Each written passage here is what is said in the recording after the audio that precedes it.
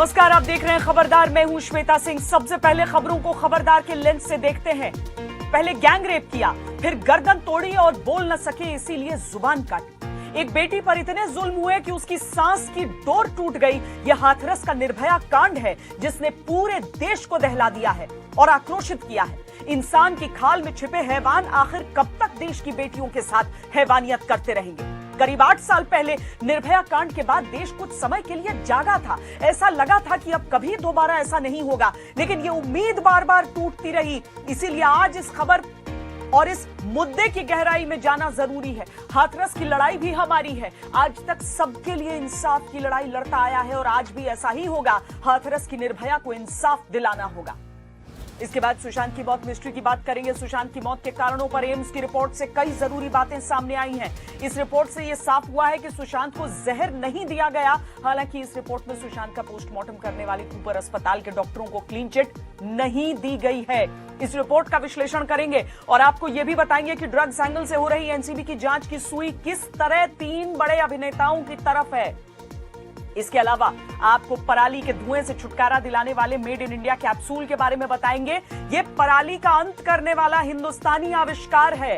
उत्तर भारत में किसान हर साल पराली जलाते हैं और पूरा उत्तर भारत धुएं का चेंबर बन जाता है। लेकिन किसान अगर सिर्फ 20 रुपए के 4 कैप्सूल इस्तेमाल करें तो पूरे उत्तर भारत में होने वाला ये सालाना प्रदूषण नियंत्रित हो जाएगा। ये आपके काम की खबर है, इसे मिस मत कीजिएगा।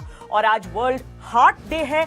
ये दिन दिल की बीमारियों के प्रति आप सबको जागरूक करने के लिए बनाया गया है। कोरोना काल में इस दिन के मायने को समझने के लिए आपको एक जरूरी तथ्य बताना चाहती हूं। WHO के अनुसार दिल की बीमारियों से हर साल 1.79 करोड़ लोग मर जाते हैं, जबकि कोरोना में 2020 में अब तक 10 लाख लोग मरे। इससे कोई खतरा बड़ा या छोटा नहीं होता, लेकिन इन आंकड़ों की मदद से आपको यह एहसास हो जाएगा कि दिल की बीमारियां कोरोना के मुकाबले कितनी बड़ी समस्या बन चुकी है।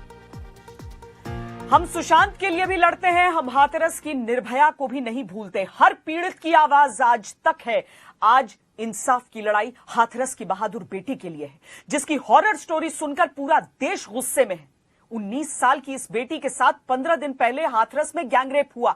हैवानों ने इसकी गर्दन और रीढ़ की हड्डी तोड़ दी, जिससे ये उठ न सके। हैवानों ने इसकी जीभ काट दी, जिससे ये बोल न सके। ऐसे भयानक गैंगरेप के बाद भी ये आखिरी सांस तक लड़ी, दर्द से तड़पते हुए और कटी हुई जुबान से हैवानों के नाम बताए, अपने साथ हैवानियत को बताया और अपने लिए इंसाफ मांगा। आज इस बेटी ने दिल्ली के सफदरजंग अस्पताल में सुबह दम तोड़ दिया। इसके 4 गुनहगार गिरफ्तार हो चुके हैं। इन चारों के नाम और चेहरे आप भी देख लीजिए। ये नाम है संदीप, लवकुश, रामकुमार और रवि। ये इन हैवानों के नाम है। सवाल यह है कि ऐसे हैवान हमारे बीच कहां हैं और कब ऐसे हैवानों से हमारा समाज मुक्त होगा। हाथरस की इस दिल दहलाने वाली घटना पर उत्तर प्रदेश पुलिस पर कई गंभीर सवाल हैं। आज हम उत्तर प्रदेश पुलिस से ये सवाल भी पूछेंगे, क्योंकि बार बार निर्भया जैसी घटनाएं समाज, सिस्टम, संस्कारों के लिए, सरकारों के लिए, सबके लिए कलंक है। हर कलंक को हर हाल में दूर करना होगा।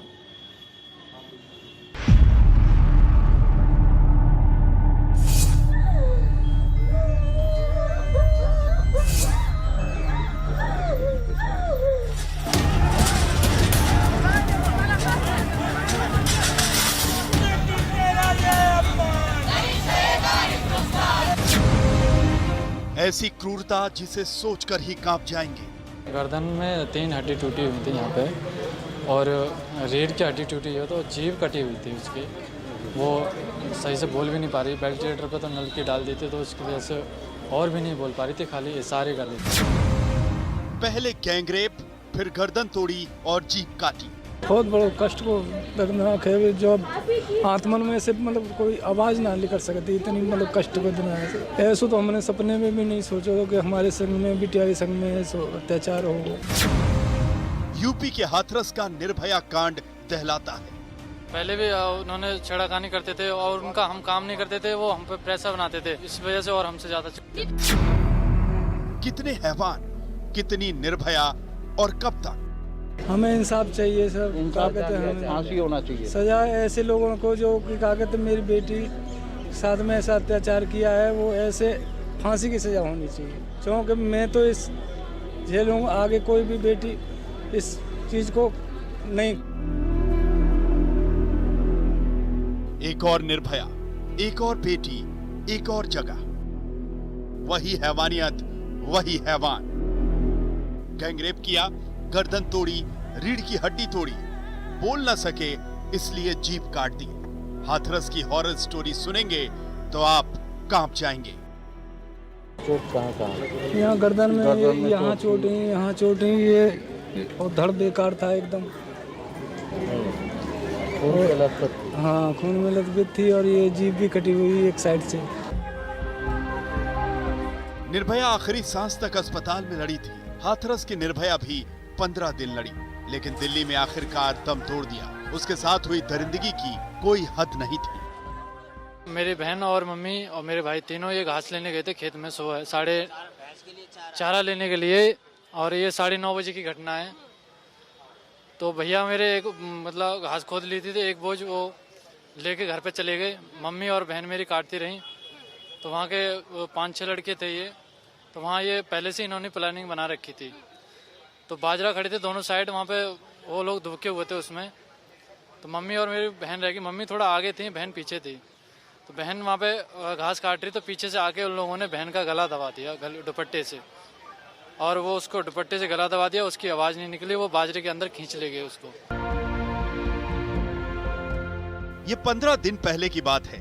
हाथरस की बेटी के साथ जो हुआ उसे सुनने के लिए भी बहुत हिम्मत चाहिए, लेकिन इसे सुनिए और सोचिए कि बेटियों पर बड़ी बड़ी बातें करने वाले समाज में ही कैसी हैवानियत भरी है।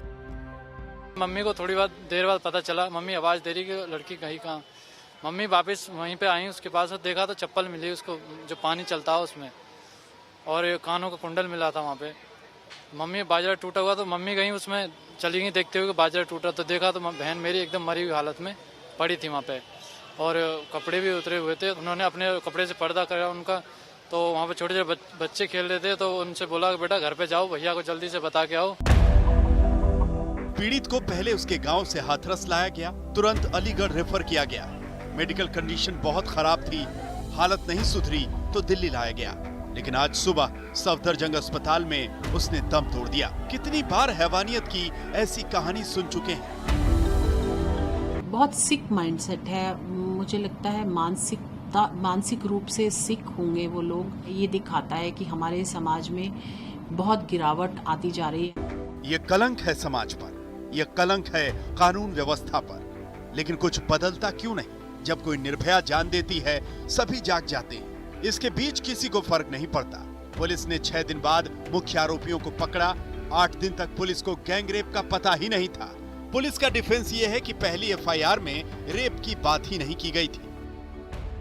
इस संबंध में 14 तारीख को ही 14 सितंबर को 10:30 बजे पीड़िता स्वयं अपने भाई के साथ थाने पर उपस्थित हुई तथा उनके भाई ने अपने स्वयं के हस्तलेख में एक एप्लीकेशन थाने को दिया, जिसमें रंजिश वाली बात बताई और एक व्यक्ति को नामजद किया जिन्होंने गला दबा के हत्या करने की कोशिश की। बिल्कुल झूठ बोल रहे हैं। मेरे 14 तारीख को जो एफआईआर आप लोगों ने कराई थी, क्या आप लोगों ने उसमें रेप की बात कही थी? नहीं, उसमें रेप की बात नहीं थी, क्योंकि हमको इस टाइम पता नहीं था ना, बहन होश में नहीं थी उस टाइम। ये चीज़ तो बहन ने बताया हमको, जब बहन होश में आई है तब ये चीज़ हमें पता है। तो हमने फिर दोबारा वो आपकी बहन कब होश में आई है सर? बात करने जैसे हालत में कब थी? ये तो अगले दिन होश में आई थे 15 तारीख को। तब तक वो कौन से हॉस्पिटल में थी? ये फिर तो 14 तारीख को ये तो अलीगढ़ मेडिकल के लिए रेफर कर दिया था। अलीगढ़ आप लोग ले आए थे। पीड़ित लड़की दर्द से तड़प रही थी, उसकी जुबान कटी हुई थी, फिर भी उसने हिम्मत नहीं छोड़ी। हैवानों के नाम बताए, अपने साथ हुई हैवानियत को बताया। सभी ऊंची जाति के थे। लड़की दलित समुदाय से थी। आरोपी पहले से भी परेशान किया करते थे। हाथरस की निर्भया जाते जाते इंसाफ मांग रही थी। पहले भी उन्होंने छेड़खानी करते थे और उनका हम काम नहीं करते थे, वो हम पे प्रेशर बनाते थे, आप हमारे लिए उसमें काम नहीं करते हो, तो इस वजह से और हमसे ज्यादा चिढ़। आखिरी में बहन से बात हुई, बहन ये बोली हमें इंसाफ चाहिए और ये इन लोगों को फांसी चाहिए। इन लोगों ऐसे हैवानों को फांसी पर लटकना ही चाहिए। निर्भया के दोषियों जैसी देर नहीं होनी चाहिए। लेकिन हमें यह भी सोचना होगा कि परमानेंट इलाज क्या है। ऐसी घटनाएं कब तक होती रहेंगी? हाथरस से राजेश सिंघल और श्वेता सिंह के साथ तंसीम हैदर, दिल्ली आज तक।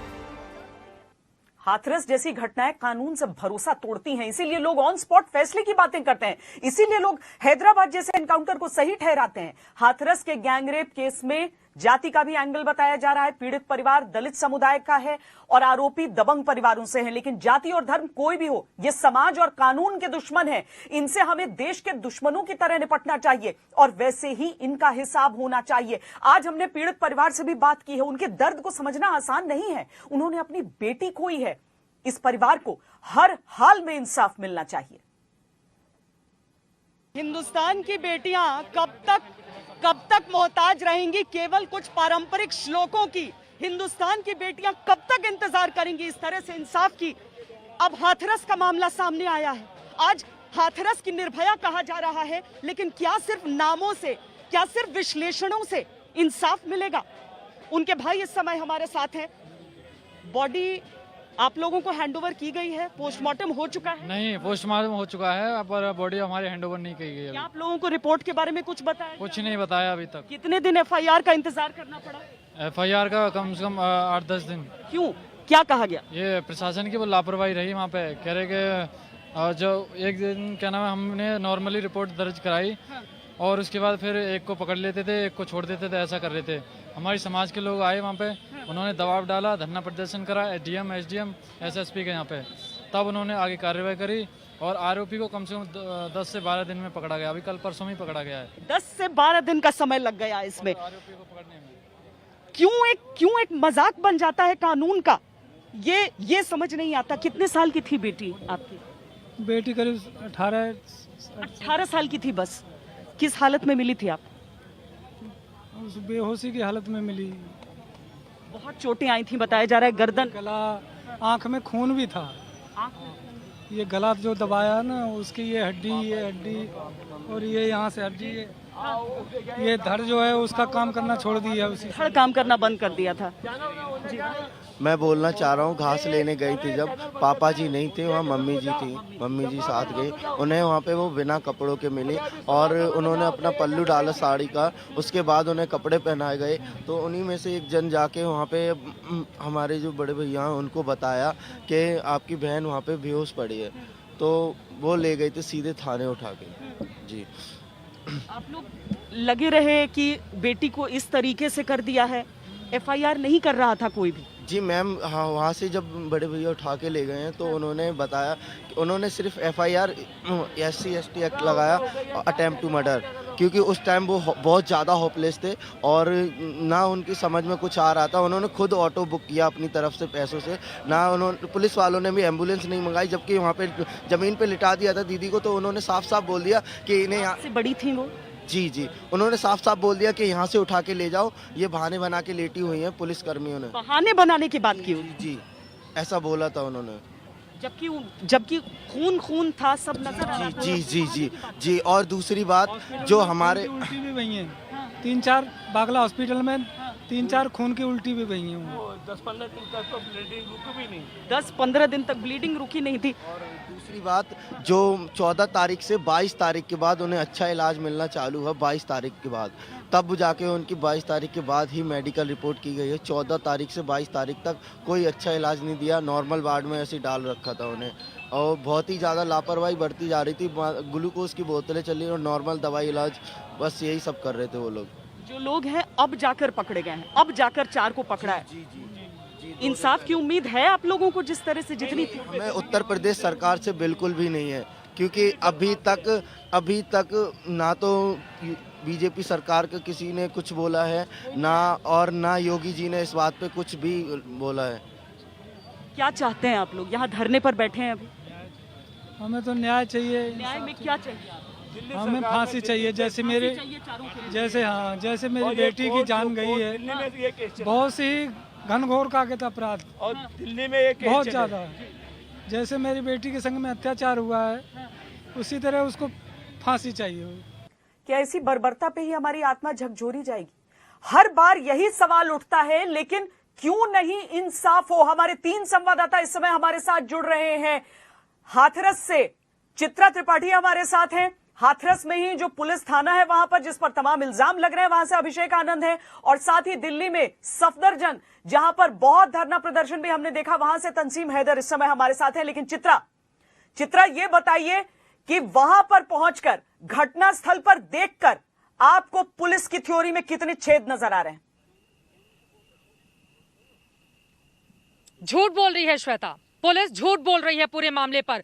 इस वक्त हाथरस के भूलगढ़ी गांव के उस खेत में हम मौजूद हैं जहां पर 14 सितंबर को सुबह 9 बजे इस वारदात को अंजाम दिया गया था। अभी अभी तुरंत उस मां से मैं बात करके आई हूं जिस मां ने आज भोर में सुबह सुबह अपनी बेटी खो दी है। उनके आंसू सूख चुके हैं, लेकिन दिल का जो दर्द है, जब आप उनसे बात करेंगे तो आपको एहसास होगा कि परिवार कितना ज्यादा परेशान है और उसको दूर दूर तक इंसाफ की आस भी नजर नहीं आती, क्योंकि पुलिस इस पूरे मामले पर झूठ बोल रही है। हाथरस के एसपी अगर ये कहते हैं कि गैंगरेप का मामला नहीं है तो वो बिना जांच के इस बात को कैसे कह सकते हैं? देखिए, मैं खेत में मौजूद हूं। मैं चाहूंगी कि सत्या हमारे कैमरा पर्सन आपको दिखाएं। ये जो किनारे आप मेड़ पर घास देख रहे हैं, दरअसल उस दिन सुबह 9 बजे बेटा, बेटी और मां तीनों यहां पर इसी घास को काटने के लिए, जो आप देख रहे हैं, इसी घास को काटने के लिए आए हुए थे। जब एक गठरी इकट्ठा हो जाती है तो जो बेटा होते हैं उनको मां कहती है कि तुम घर चले जाओ। वो वापस घर चले जाते हैं। इसी मेड़ से आप होते हुए जाएंगे तो बिल्कुल थोड़ी दूर पर जाकर अंदर की तरफ उनका गांव है, जहां से मैं होकर आ रही हूं। और उनकी मां से बातचीत के आधार पर जो भी बातें उन्होंने बनाई हैं, क्योंकि वही सबसे बड़ी चश्मदीद हैं, उन्होंने ही अपनी बेटी को सबसे पहले बेसुध अवस्था में, नग्न अवस्था में इसी खेत में देखा था। इसको इकट्ठा करने के बाद वो थोड़ा काटते काटते आगे बढ़ जाती है। मां से जो बातचीत की है चित्रा आपने, वो भी हम दिखाएंगे, लेकिन जो पुलिस पर सवाल उठ रहे हैं वो भी हम पहले दिखा देते हैं। और चूंकि हम ये बता रहे हैं कि परिवार क्या कह रहा है और पुलिस क्या कह रही है, तो जरा ये भी हम समझें कि पहले तो पुलिस ने इसे सामान्य मामले की तरह देखा, 6 दिन बाद। जी श्वेता, मुझे लगता है कि एक बार जल्दी से उस तस्वीर को हमें दिखाना चाहिए जिससे पुलिस की थ्योरी खुद ब खुद झूठी साबित हो जाएगी। चारों तरफ आप देखेंगे तो सिर्फ ये बाजरे के खेत नजर आएंगे, और उसके बाद मैं अंदर जाती हूँ। मैं यहाँ से देखिए, ये पूरा का पूरा, क्योंकि यहाँ से घसीट कर, सत्या आप आगे आइए, यहाँ से घसीट कर उस लड़की को दुपट्टे के साथ अंदर लेकर आया जाता है और ये पूरा हिस्सा खाली है। पूरा खेत मैंने देखा है काफी हद तक, इस तरह का रास्ता कहीं पर नहीं बना हुआ है। ये देखिए, घसीटते हुए यहाँ से उस लड़की को अंदर लेकर आया जाता है। पुलिस अगर उस दिन ही आ गई होती तो उसको पता चल जाता कि यहाँ पर क्या हुआ है। यहाँ पर अंदर की तरफ आप, ये बाजरे का खेत है पूरा का पूरा जो आप देख रहे हैं, घूप अंधेरा है, लेकिन उस दिन तो सुबह 9 बजे का वक्त था। ये पूरा हिस्सा आप देखेंगे, यहाँ पर उस लड़की के साथ बर्बरता की गई है। ये देखिए, ये पूरा का पूरा हिस्सा, और मैं चाहूंगी चारों तरफ दिखाइए आप, चारों तरफ किस तरह से बाजरे का ये पेड़ पौधे पूरे लगे हुए हैं, और यहाँ का ये पूरा का पूरा हिस्सा खाली है। यहीं पर उस लड़की के साथ उन 4 युवकों ने, 4 दरिंदगी को अंजाम दिया था। और जब माँ उनकी वापस आवाज लगाती है अपनी बेटी को, जब कोई आवाज नहीं आती तो वो दौड़ती दौड़ती यहाँ पर आती हैं, अंदर की तरफ आती हैं, तो यहाँ पर नग्न अवस्था में अपनी बच्ची को देखती हैं। हड़बड़ाहट में अपनी साड़ी से वो अपनी बेटी को ढक देती हैं, ताकि अगर कोई, जिसको वो आवाज लगा रही थी, अगर कोई आए तो यहाँ पर कोई उसको देखे ना इस तरह की हालत में। अपनी साड़ी से ढकने के बाद लगातार वो चीखती रहती हैं। कुछ लोग मदद के लिए आते हैं, तो उसके बाद इसी खेत से उस बच्ची को, जो बेसुध थी, जो पूरी तरह से बेहोश थी, इसी खेत से उठाकर उनको लेकर जाया जाता है। और सबसे पहले वो लोग पहुंचते हैं पुलिस स्टेशन। पुलिस स्टेशन में तहरीर मामला दर्ज कराया जाता है। पुलिस के लोग कहते हैं कि अच्छा ठीक है, अब आप जाइए अस्पताल लेकर जाइए। उनकी मां ने कहा है कि मेरी बेटी का जो जीभ था, जिसको पुलिस कह रही है नहीं कटा था, वो झूठ बोल रही है। उन्होंने कहा कि जीभ कटी हुई थी, पीछे से हड्डियां टूटी हुई थी, वो पूरी तरह से बेहोश थी। गांव के बहुत सारे लोग हैं, मुझे लगता है कि एक बार जल्दी से सारे लोगों का रिएक्शन, क्योंकि ये तमाम लोग उस दिन सुबह सुबह इकट्ठा हो गए थे। क्या हुआ था बताइए, क्या चाहते हैं आप लोग? मैम, जो उन्होंने जो वारदात की है, उनको फांसी होनी चाहिए। बिल्कुल फांसी होनी चाहिए। इसमें सारे पुलिस वालों की गलती है, कि किसी की गलती नहीं है। पुलिस थाना 500 मीटर की दूरी सबको फांसी होनी चाहिए, सबको फांसी होनी चाहिए। क्या चाहते हैं आप? सबको फांसी होनी चाहिए, सिर्फ फांसी। आप लोग इसी गांव के आगे आइए, आगे आइए, सब इसी गांव के आइए थोड़ा सा। और आप लोग क्या चाहते हैं बताइए? फांसी होनी चाहिए। क्या हुआ था यहाँ पर? वो लोग, पुलिस तो कह रही है कि नहीं, रेप का कोई मामला नहीं है, अभी तक रिपोर्ट ऐसा कुछ कहती नहीं है। ये चीज तो यहाँ खुद देखनी चाहिए कि जब नग्न अवस्था में बेटी मिली और उसके कपड़े चितर वितर हो रहे थे, तो पैसे ही देखना। पुलिस झूठ क्यों बोल रही है? पुलिस क्यों झूठ बोल रही है? पुलिस झूठ बोल रही है। बताइए, ऐसी कौन सी माँ है जो अपनी बेटी को ऐसा बताएगी नंग अवस्था में देखी या कैसे देखी? पुलिस क्यों झूठ बोल रही है? वो पुलिस वालों की है जो पैसे दे दिए, पैसे देने के बाद झूठ बोल रही है। झूठ बोल रही है। जरा एक बार थोड़ा सा हटिए, आप लोग किनारे हटिए। चित्रा, आगे आप बात करते रहिएगा, लेकिन पुलिस की थ्योरी और पुलिस की तरफ से क्या कहा जा रहा है वो भी हम दिखाते हैं। पहले तो इस मामले को दिखाया कि बिल्कुल नॉर्मल है। 6 दिन बाद मुख्य आरोपी को गिरफ्तार किया, गैंगरेप का केस दर्ज करने में 8 दिन लगा दिए। पीड़ित की मेडिकल कंडीशन देखकर भी कोई सीरियस नहीं हुआ। अगर इलाज के लिए तुरंत दिल्ली भेज देते तो शायद आज उस बहादुर बेटी की जान बच गई होती। अब जब हमने यूपी पुलिस की पोल खोली है तो सब अपनी नौकरी बचाने में लगे हैं। हाथरस के एसपी की बातें और सफाई आप सुन लीजिए, आप सब समझ जाएंगे। एसपी हाथरस विक्रांत वीर हमारे साथ हैं, सीधे इन्हीं से बात करते हैं। सर बताएं, तमाम तरह के आरोप, अभी प्रदर्शन भी हुआ जिसमें पुलिस के ऊपर आरोप लग रहे थे, पुलिस का इसमें क्या रोल है, कैसे एफआईआर हुई, कैसे वो तहरीर चेंज हुई, पूरा विस्तार में बताएं कि ये गैंगरेप की घटना को आखिर पुलिस ने कैसे तफ्तीश किया। देखिए, शुरू में जैसा आप जानते हैं, पहले ही बताया गया, 14 तारीख को पीड़िता के मारने का प्रयास किया था। तत्काल इसकी एफआईआर रजिस्टर की गई थी सुसंगत धाराएं 307 SC/ST एक्ट में, और उसके जो अक्यूज्ड के गिरफ्तारी के लिए टीमें रवाना कर दी गई थी। उसके बाद पीड़िता को उचित इलाज के लिए जब यहाँ से जिला अस्पताल से JN मेडिकल कॉलेज अलीगढ़ भेज दिया गया, तो वहाँ वो उस समय बोल पाने की स्थिति में नहीं थी। तो जब वो बोल पाने की स्थिति में हुई तो उसका स्टेटमेंट जो IO सर्किल ऑफिसर है उसने रिकॉर्ड किया। तो पीड़िता ने पहले तो बताया कि एक और अक्यूज था और उसके साथ छेड़छाड़ की घटना हुई है। उसके बाद 22 तारीख को फिर से जब स्टेटमेंट पीड़िता ने दिए तो उसने 4 अक्यूज के नाम बताए और सामूहिक दुष्कर्म की बात बताई। जब ये पूछने पर कि पहले क्यों नहीं बताया, तो उन्होंने कहा कि वो उस समय अच्छे से होश में नहीं थी। साथ ही मैं ये भी जोड़ना चाहूँगा कि देखिए, कहीं कहीं ये भी चल रहा है सोशल मीडिया पे कि पीड़िता की जीभ काट दी गई थी या रीढ़ की हड्डी तोड़ दी गई थी। ऐसी कोई बात नहीं है। गला दबाने के कारण गले के पीछे की जो एक हड्डी होती है उसमें थोड़ा सा चोट लगी थी, जिसके कारण की उसकी प्रॉब्लम हुई थी, और जीभ नहीं कटी थी। पीड़िता ने अपना स्टेटमेंट दिया है, जिसको कि सर्किल ऑफिसर ने महिला कांस्टेबल की बदौलत अच्छे से रिकॉर्ड भी किया है। और उसके बाद साथ में हमारी पुलिस टीमें लगी हुई थी। जो 4 एक्यूज्ड हैं, चारों को गिरफ्तार कर लिया गया, उनको जेल भेज दिया गया है और साक्ष्य संकलन की कार्रवाई कंप्लीट की जा रही है। जैसा आप जानते हैं कि पीड़िता की दुर्भाग्यवश मृत्यु हो गई है, उनका वहां पोस्टमार्टम करा लिया गया है, उनका शव यहां आएगा और जो बाकी साक्ष्य संकलन है वो हम तत्काल करा के आगे की विधि कार्रवाई कराएंगे और चार्जशीट दाखिल कराएंगे। गैंगरेप का जो आरोप था, इसके लिए कोई मेडिकल टेस्ट वगैरह ऐसा कुछ हुआ जिससे कि ये साबित हो सके कि उनके ऊपर सेक्सुअल असॉल्ट हुआ हो और कई लोगों द्वारा किया गया हो, ऐसा कुछ पुलिस को मिला है? देखिए, जब मेडिकल असॉल्ट की बात, जो सेक्सुअल असॉल्ट की बात पीड़िता ने कही, तो डॉक्टरों से इसकी रिपोर्ट मांगी गई। डॉक्टरों ने उसको कंफर्म नहीं किया है। उन्होंने कहा है कि उसको FSL रिपोर्ट से टैली करेंगे, तभी वो उस पर कुछ पुख्ता राय दे पाएंगे। और जो प्राइवेट पार्ट्स में उन्होंने चोटों से इनकार किया है। प्राइवेट पार्ट में कोई चोट ऐसी नहीं है, ऐसे अभी मेडिकल रिपोर्ट में नहीं आया जी। दूसरी चीज सर, अब इन्वेस्टिगेशन यहीं तक है? इतने ही एक्यूज थे जितने पकड़े गए हैं, या अभी और आगे इन्वेस्टिगेशन के पहलू चेंज होंगे और भी लोगों को पकड़ा जान सकने की संभावना है? देखिए, जितने भी अभियुक्त नामजद और प्रकाश में टोटल 4 हैं, चारों को अरेस्ट कर लिया गया है। अब कोई भी अभियुक्त गिरफ्तार करने को शेष नहीं है। इस देश की आधी से ज्यादा समस्या खत्म हो जाए अगर सब अपना कर्तव्य सही समय पर निभा दे। पुलिस बाद में जांच से पहले निष्कर्ष देने की जगह अपनी ड्यूटी निभाती। हमारे साथ चित्रा त्रिपाठी, अभिषेक आनंद और तंसीम हैदर जुड़े हैं, लेकिन पहले चित्रा ने जो बातचीत की है उस बच्ची की मां से, वो सुनाते हैं आपको।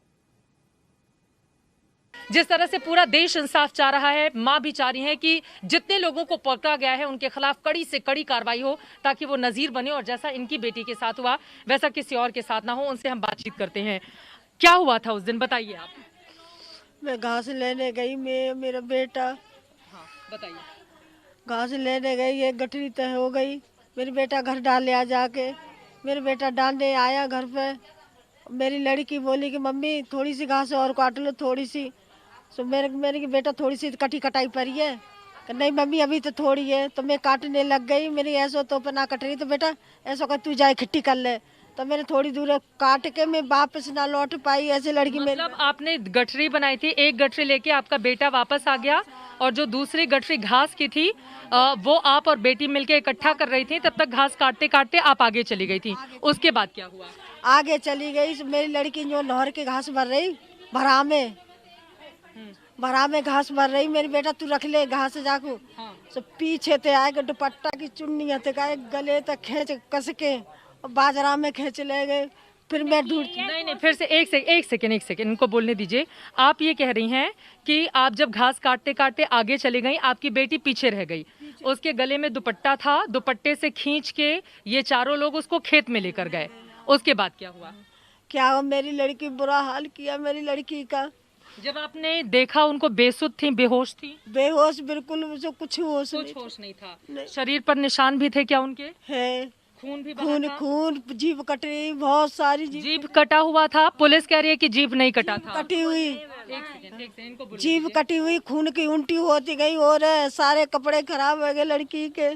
मैं पहुंचती जाए एकदम निचोरे लाख उसकी चुन्नी हो गई, वहाँ पहुंचती गई, सारी जीभ कटी की तनी लीली झक जीभ पर रही वहाँ की। आप फिर से बताइए क्या जीभ कटी हुई थी? क्योंकि अभी एसपी ने कुछ देर पहले हमारे चैनल से कहा है कि जीभ नहीं कटी थी, रीढ़ की हड्डी नहीं टूटी थी। आप बताइए क्या हुआ? रीढ़ की हड्डी टूटी थी मेरी लड़की के। पूरा खून बहता हुआ चला जा रहा था और आप लेकर उनको अस्पताल गई। एक उनको बोलने दीजिए, माँ को आप उनको बोलने दीजिए, बताइए। आप फिर उनको लेकर अस्पताल गई कि थाने गई? थाने लेके गए। आप थाने लेकर गए? थाने लेके हमारी कोई सुनवाई नहीं की वो लोग। कोई सुनवाई नहीं। लेकिन जहाँ से ले जाओ जल्दी ले जाओ, लड़की मर जाएगी। अभिषेक आनंद, ये कौन सा तरीका होता है कि जांच से पहले पुलिस ने अपना नतीजा सुना दिया है, फैसला सुना दिया है? जी देखिए श्वेता, जिस तरीके से ये घटनाक्रम हुआ है, जिस तरीके से छीछालेदर हुई है पुलिस के इन्वेस्टिगेशन की, उससे ये साफ होता था कि पुलिस इस तरह की चीजें लेकर के सामने आएंगी।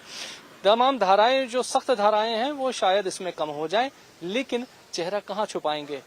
हमला तो हुआ है, हमला मोलेस्टेशन करने के लिए हुआ है, छेड़खानी की वजह से हमला हुआ है। अभी तक कोई भी ये बात सामने नहीं आई है कि पुलिस ने ऐसा कह दिया हो कि ऐसा कुछ हुआ ही नहीं, ये तो पर्सनल एनमिटी थी।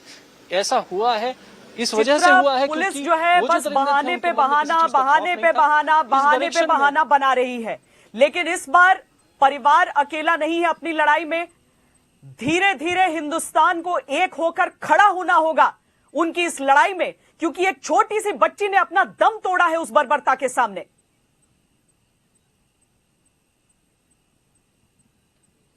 बिल्कुल सही कहा श्वेता आपने। एक छोटी सी बच्ची 19-20 साल जिसकी उम्र थी, न जाने कितने सपने जो आगे आने वाले वक्त में परवान चढ़ते। लेकिन यहाँ पर परिवार मजदूर भी है और मजबूर भी। शायद इसी वजह से बीते 15 दिनों से उनकी आवाज को पुलिस दबाने का काम कर रही थी। लेकिन आज की तारीख में पूरा देश इस परिवार के साथ खड़ा हुआ है।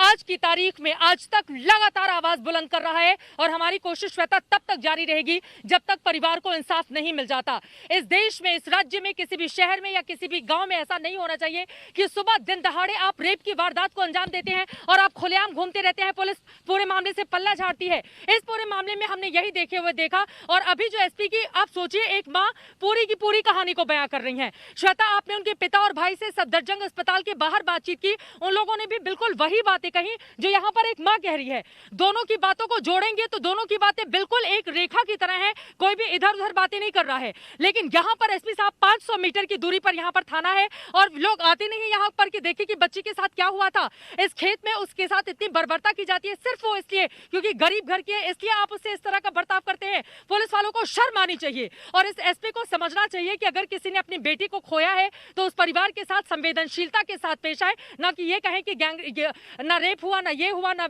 रिपोर्ट सामने आई। कौन सा आधार है? 15 दिनों में यूपी पुलिस कौन सा जांच पूरा कर लेती है? इतनी तेजी से अगर जांच पूरे होते जाते तो लाखों लाख केस इस देश में पेंडिंग नहीं पड़े रहते। यही तो सवाल है जो पुलिस के ऊपर उठ रहा है। आज एक लड़की की जान गई है, आज एक बच्ची की जान चली गई है। चित्रा, आज एक लड़की की जान चली गई है। सिर्फ हाथरस की निर्भया कह देने से काम नहीं चलेगा, सिर्फ राजनीतिक नारों से काम नहीं चलेगा। क्यों किसी को अपनी जान गंवाना पड़े? इस देश में, इस देश की आत्मा को झकझोरने के लिए हाथरस की इस बच्ची को इंसाफ क्यों न मिले? और इंसाफ के लिए क्या सबकी जान जाना जरूरी होता है? तंजीम हैदर, हमने देखा किस तरीके से सफदरजंग में सुबह से माहौल बना हुआ था और उसके बाद भी डटे हुए थे वहां पर। हालांकि अस्पताल का माहौल होने के नाते पुलिस चाहती थी वहां से निकल जाए। इस समय की स्थिति बताएं। जी, अभी जो पुलिस में ये पुलिस का डिप्लॉयमेंट बढ़ाया गया है श्वेता, और यहाँ पे अब ये कोशिश की जा रही है कि डेड बॉडी को हैंडओवर कर दिया जाए फैमिली के, और फैमिली के लोगों को ये समझाया गया है, उनको जो रिटर्न है, जो कागज़ दिखाए गए हैं पोस्टमार्टम से जुड़े हुए, जो उनका कंसेंट है वो ले लिया गया है। कुछ ही देर में ऐसा माना जा रहा है कि ये जो डेड बॉडी है पीड़िता की वो फैमिली को हैंडओवर दी जाएगी और पुलिस उसको साथ में लेके हाथरस के लिए रवाना होगी। जाहिर है जो विरोध प्रदर्शन जो सुबह से चल रहा था वो अब अब थोड़ा थम गया है। लेकिन जब हम सुबह यहाँ पहुँचे थे उस वक्त डॉक्टर्स ने ये बताया था कि जो पीड़िता है वो वेंटिलेटर पे है। अब इतना समझा जा सकता है कि पीड़िता को चोटें होंगी, उसकी स्पाइनल कॉर्ड में चोटें थीं, उसकी हालत इतनी ख़राब थी कि वो वेंटिलेटर पे थी। वो किसी तरह का ऐसा बयान देने की हालत में नहीं थी कि जैसा बताया जा रहा था एसपी की तरफ से कि वो थाने पहुंची, थाने में एक बालिया बयान दिया, उसके बाद एफआईआर को हमने लिखा। तो जाहिर सी बात है कि हालत शुरू से ही ख़राब थी। एएमयू के डॉक्टर्स का भी कहना है और सफदरजंग के डॉक्टर्स का भी कहना है कि जब वो आई तो हालत बहुत ख़राब थी, उसको वेंटिलेटर पर लिया गया था। उसके बाद से उसने कोई बातचीत नहीं की। इंतजार वहां पर होगा पार्थिव शरीर को लेकर। परिवार वाले यानी पिता और दोनों भाई जो इंतजार कर रहे हैं यहां पर, आंसू सचमुच में जैसे आपने कहा कि मां के सूख चुके हैं वैसे ही पूरे परिवार के सूख चुके हैं। उन्हें तो समझ नहीं आ रहा कि अब यहां आगे करना क्या है, कैसे आगे होगा। लेकिन न्याय की यह लड़ाई पूरी होगी इतना तय है। जिस तरह का ये पूरा इलाका है। और एक और बात चित्रा, एक और बात कही जाती है वो ये कि ये जो लड़के थे और जहां से वो आते हैं, पहले भी इस तरह की कुछ घटनाएं, पहले भी उस तरह का कुछ दबंगई उन सब की तरफ से दिखाई गई थी, शिकायत की गई थी। ये सही है क्या? देखिए, हमारे देश का दुर्भाग्य है श्वेता, हम और आप सभी जानते हैं कि ऊंची और नीची जातियों का फर्क कुछ ऐसे तबके हैं, कुछ ऐसे गांव आपको मिल जाएंगे जहां पर इस तरह का एक माहौल रहता है। यहां पर चूंकि वो ऊंची जातियों से ताल्लुक रखते हैं, उनका एक रसूख है, प्रभाव है। और कहीं ऐसा तो नहीं इसी वजह से यहां पर पुलिस की तरफ से इस तरह का बयान दिया जा रहा है। दरअसल ये परिवार गरीब है और हम सब जानते हैं कि गरीबी इस देश की सबसे बड़ी बेबसी होती है। लेकिन इस पूरे मुद्दे पर आज देश जैसे खड़ा हुआ है, हम पूरी उम्मीद करते हैं कि पुलिस जो कुछ भी बोले, यहाँ का प्रशासन सहयोग दे या ना दे, लोगों की आवाज में बहुत ताकत होती है और परिवार को इंसाफ मिलेगा। देखिए, पूरा का पूरा इलाका, मैं आपको बताऊं कि अब चारों तरफ घुप अंधेरा है। मैं एक बार जल्दी से चाहूंगी कि सत्या हमारे कैमरा पर्सन आपको दिखाएं। ये बाजरे की खेती है, चारों तरफ घुप अंधेरा है और यहीं पर सुबह सुबह के वक्त वो लोग काम करने के लिए आते हैं, यानी कि मजदूरी करने के लिए। आज की तारीख में जरा सोचिए, अगर माँ और बेटी मिलकर घास काटती हैं तो 2 जून की रोटी का संकट उस परिवार के ऊपर कैसा होगा, इस बात को हम और आप श्वेता अच्छे से समझ सकते हैं। इस समय उनके घर में मैं होकर आई हूँ, भारी भीड़ देखी जा रही है। तमाम रिश्तेदार भी वहां पर, चूंकि सुबह ही ये खबर सामने आ गई थी कि अब निर्भया नहीं रही, तो तमाम परिवार के लोग भी अलग अलग हिस्सों से सामने आए हैं। लेकिन हर जगह से एक ही आवाज उठ रही है कि जो भी गुनहगार है उनको फांसी होनी चाहिए। और देश को, राज्य को, पुलिस को, प्रशासन को और किसी भी तबके को इस बात को समझना चाहिए कि जो रेपिस्ट होता है उसकी ना कोई जाति होती है, ना कोई धर्म होता है, ना कोई वर्ग होता है। उसके खिलाफ कड़ी सजा का प्रावधान होना चाहिए। और हम पूरी उम्मीद कर सकते हैं कि कम से कम इस पूरे मामले में देश की जैसे एक सुर की आवाज है, उस आवाज को और ज्यादा बल मिलेगा। जिस तरह से हम देख रहे हैं, मैं दिल्ली से यहाँ पर होकर आई हूँ, हम सब लोग मुंबई में थे, हमने देखा है कि किस तरह से बेटियों को लेकर हमारा जो समाज है वो किस तरह का इमोशनल है। लेकिन कुल मिलाकर उम्मीद यही कि अब न्याय की जो आस जगी है परिवार को, लोगों की वजह से, पुलिस प्रशासन के कारण नहीं, लोग जिस तरह से आगे आ रहे हैं उनकी वजह से, और पूरे मामले में न्याय जरूर मिलेगा। लेकिन कुल मिलाकर अगर इस जगह पर खड़े होकर मैं बात करूं तो मैं अपनी तरफ से ये बताना चाहूंगी कि पुलिस की जो थ्योरी है वो पूरी तरह से गलत है, पूरी तरह से झूठी है। चाहे आप खेत में आकर देखेंगी, चाहे उस परिवार के पास जाकर देखेंगी, चाहे उस माँ को देखेंगी जो सबसे पहले अपनी बेटी को नग्न अवस्था में इसी खेत में देखती है। जरा सोचिए चित्रा, हमें ये सोचना होगा, चित्रा की हाथरस जैसी ऐसी घटनाएं कब बंद होंगी? समाज के अंदर इस वायरस की वैक्सीन क्या है, इसका परमानेंट इलाज क्या है? आंकड़े बहुत चिंताजनक है। इस देश में हर 15 मिनट में एक रेप होता है। यूपी में हर दिन रेप के औसतन 11 केस आते हैं। पूरे देश में हर साल 30,000 से ज्यादा केस दर्ज होते हैं। 1,33,000 से ज्यादा रेप केस कोर्ट में पेंडिंग है। हर 4 में से 3 केस में रेप के आरोपी छूट जाते हैं। ये सारे आंकड़े हमारी आत्मा को झकझोरने के लिए काफी होने चाहिए, लेकिन नहीं, हमें बर्बरता का इंतजार रहता है। अभिषेक आनंद, ये बताइए कि पुलिस के लिए और डीएम के लिए वहां के एक ही बात पर सब चिपके हुए हैं, जीभ नहीं काटी गई थी। इस बात पर इतना स्पष्टीकरण देने की जगह पहले दिन से जांच क्यों नहीं की?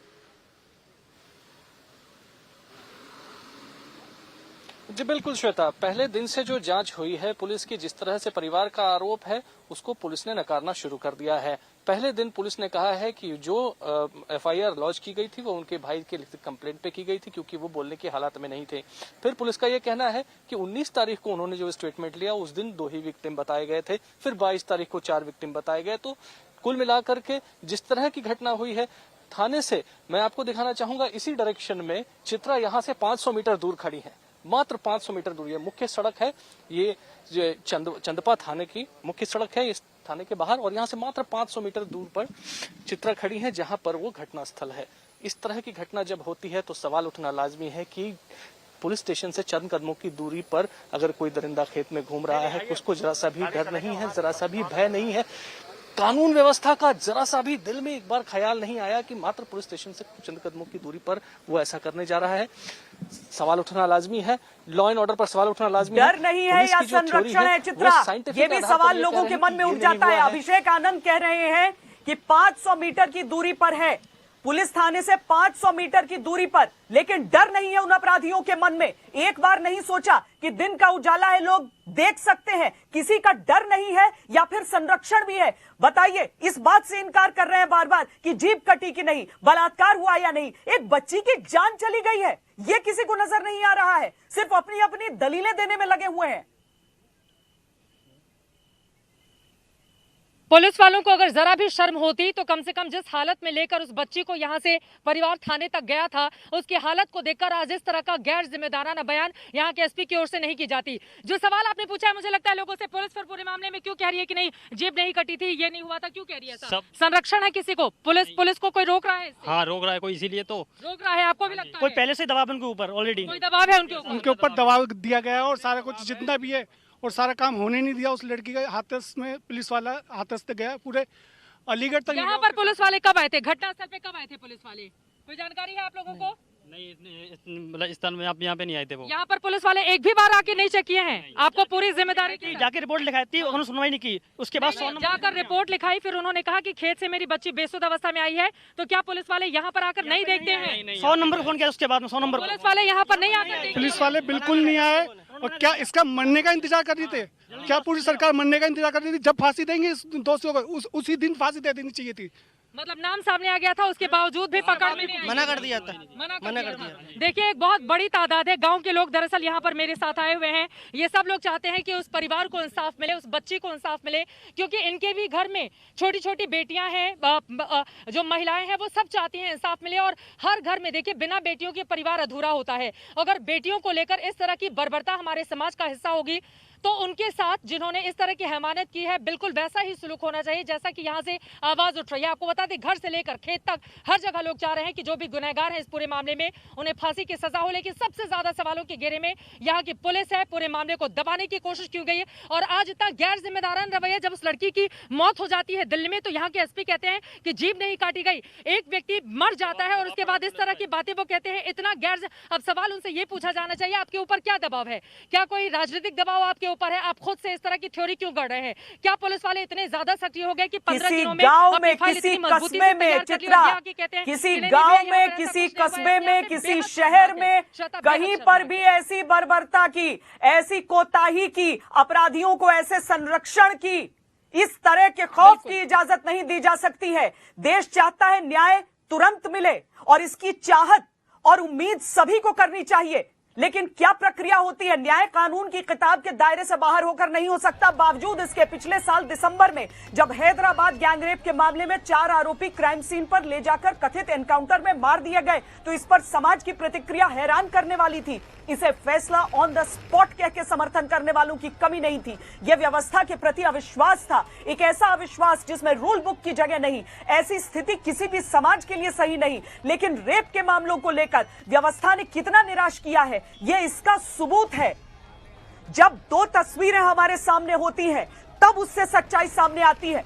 चित्रा, दरअसल दिक्कत यह हो जाती है ना कि हम सब ये सोचने लगते हैं, समाज ये सोचने लगता है, फलां राज्य में किसकी सरकार है, रेपिस्ट किस जाति का था, रेपिस्ट किस धर्म का था, लड़की जो गई वो किस मजहब की थी, किस जाति की थी। जब तक पूरा समाज, पूरा देश एक होकर हर किसी के लिए लड़ाई नहीं लड़ेगा, तब तक इस तरह की बर्बरता खत्म नहीं हो सकती है। और यही जरूरत है इस समय पूरे देश को समझने की। चित्रा, लेकिन यहाँ पर राजनीति तो चरम पर होती है ना श्वेता। राजनेता अपनी राजनीति करने से बाज आए तब तो वो बेटियों की सुरक्षा के बारे में सोचेंगे। यहाँ पर जल्दी से आपने बहुत सारे आंकड़े बताए, मैं पीछे भी चलूंगी, थोड़ी मुझे जगह दीजिए। देखिए राजनीति तो पूरे मामले पर जारी है, लेकिन अगर एक आंकड़ा 1990 में एक लड़की के साथ रेप होता है, 2004 में उस रेपिस्ट को धनंजय को फांसी दी जाती है, 2012 में निर्भया के साथ गैंगरेप होता है दिल्ली में, और अब जाकर इसी साल मार्च में फांसी दी जाती है।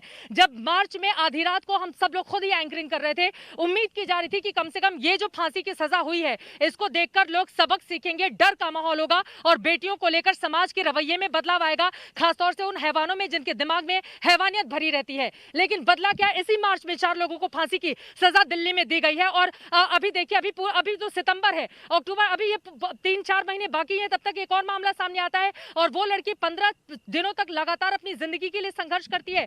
यहाँ पर एक चीज और श्वेता आपको बता दें कि दरअसल सबसे पहले थाने लेकर परिवार वाले गए, थाने वालों ने जल्दी तहरीर लिखी, फिर कहा अस्पताल जाओ। यहाँ के लोकल अस्पताल में जाते हैं, डॉक्टर मना कर देते हैं कि सीरियस बहुत ज्यादा है, आप इसको लेकर अलीगढ़ जाओ। अलीगढ़ परिवार जाता है, 2 पुलिस वाले भी साथ साथ जाते हैं, लेकिन आधे रास्ते से पुलिस वाले कहाँ चले गए कुछ पता ही नहीं चला। परिवार वाले जाकर अलीगढ़ में उसको भर्ती करवाते हैं, ये वहां पर उसको होश आता है 6 दिनों के बाद, जब वो बोलने लायक होती है, क्योंकि घर वालों का कहना है उसकी जीभ कटी हुई थी।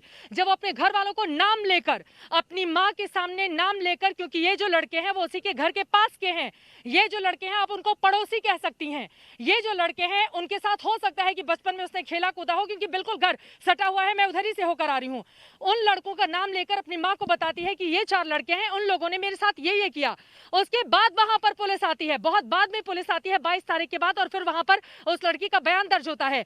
लड़की अपने बयान में ये तमाम बातें कहती है और उसकी बात को, यानी कि एक गैंगरेप पीड़िता की बात को, जो आज की तारीख में जिंदा नहीं है, उसका बयान जो आपने रिकॉर्ड किया था, आज एक एसपी आकर कहता है कि नहीं, गैंगरेप का मामला अभी नहीं दिखता है, पूरे मामले की तफ्तीश जारी है। वो ये सिरे से कैसे खारिज करता है और बार बार एक ही चीज पर कि जीभ नहीं कटी, जीभ, अरे वो मर चुकी है, उसकी जीभ कटी हो नहीं कटी हो, वो मर चुकी है। और गैंगरेप जैसे गंभीर आरोप लगे हुए हैं, आपने क्या किया? आपने इतने दिनों तक आरोपियों को क्यों नहीं पकड़ा? पुलिस के रवैये पर यहाँ पर सवाल खड़े हो रहे हैं, लेकिन अपने आप में बेहद देखिए संवेदनहीनता जो है ना पुलिस की, वो कम से कम इस पूरे मामले पर चरम पर दिखाई दे रही है। और श्वेता, मैं एक बार फिर से बताऊं, दरअसल समाज के आखिरी छोर पर खड़ा हुआ जो मजदूर होता है वो बहुत मजबूर होता है, उसकी गरीबी उसकी सबसे बड़ी कमजोरी होती है, सबसे बड़ी बेबसी होती है, और इसी के आगे वो दबकर, आप परिवार वालों का चेहरा देखेंगे, आपको इतनी तरस आएगी देख के कि परिवार ने तो इंसाफ की उम्मीद, अगर देश से आवाज इस तरह की बुलंद नहीं होती श्वेता, परिवार वाले उम्मीद छोड़ चुके थे यहाँ की पुलिस से। बिल्कुल 500 मीटर, आप सोचिए एक लड़की का गैंगरेप होता है, परिवार वाले लेकर जाते हैं, पुलिस को इतना वक्त नहीं होता है, वो कुर्सी तोड़ रही होती है थाने में बैठकर, पुलिस को इतना वक्त नहीं होता है कि थाने से 500 मीटर की दूरी पर हम आए और यहाँ पर खेलते देखें कि अंदर क्या हो रहा है। इस बार एक सवाल का जवाब देना होगा। अफसोस सिर्फ इस बात का है कि इसकी जान नहीं बची इस बच्ची की, और जान जाने के बाद आज इंसाफ की अगर आवाज उठाई जा रही है तो ये हर एक की नाकामी है। लेकिन फिर भी जान जाने के बाद भी वो परिवार भी इंसाफ की आस में इस समय है, पूरा हिंदुस्तान इंसाफ की आस लगाए बैठा है। बहुत शुक्रिया आप सबका इस पूरी चर्चा में जुड़ने के लिए। खबरदार में आज के लिए इतना ही, लेकिन आज तक हाथरस की इस बेटी की आवाज बनेगा। आप देखते रहिए आज तक।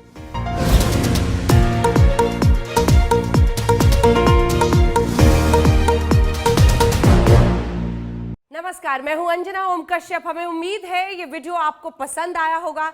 लेटेस्ट खबरों के लिए यूं ही देखते रहिए आज तक, और इस वीडियो के पसंद आने पर लाइक, शेयर एंड सब्सक्राइब करना